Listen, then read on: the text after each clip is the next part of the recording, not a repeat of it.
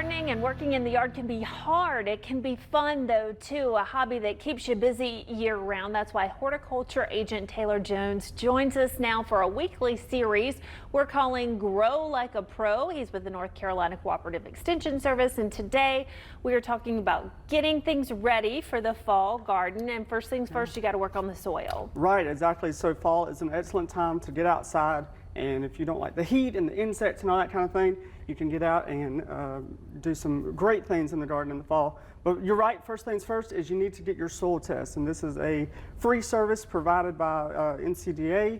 You can get it done between April and November, and basically the way you do it is you go around to whatever area you're going to be gardening in. You take little sub-samples and combine them together.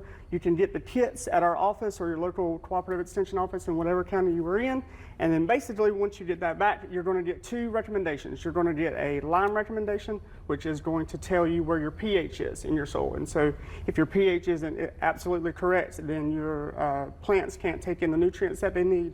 And so that's what the lime is for. And then it's also going to give you a fertilizer recommendation. And so basically we're looking at NPK, or nitrogen, phosphorus, and potassium. Those are the key elements, the key nutrients that plants need in the garden.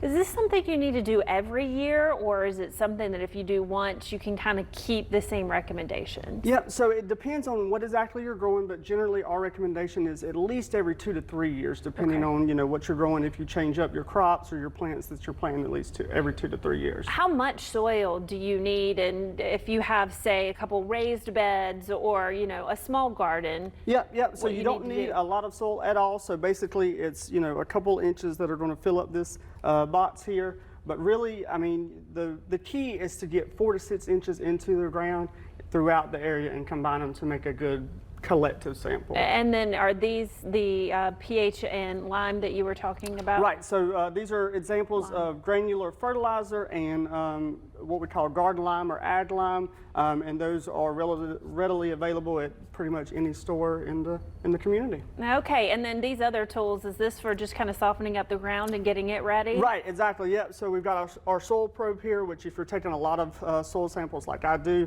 it makes it 10 times easier. Yes. And then trowels or soil knives make it really easy as well. Is that something you should be doing though, trying to break up the ground a little bit if you're getting ready to start planting as well? Yeah, so you want to make sure that the ground is workable, is what we call workable. You want to make sure it's not too wet, not too dry. And again, depending on what exactly you're growing, will determine on how you need to take your soil sample. How long does the soil test take to come back generally? Generally about 2 weeks, and then once it gets back, they'll send it to your email and they'll give you your printout, and if you need help with that, you can always give us a call at the office. All right, so get that done sooner Absolutely. rather than later. Absolutely. Taylor's going to be joining us and sharing his knowledge every Thursday here on Fox 8. Next week, he will show us how to turn one plant into two with perennial division. Tune in for what you need to know at 8:45 on Thursdays. And college football fans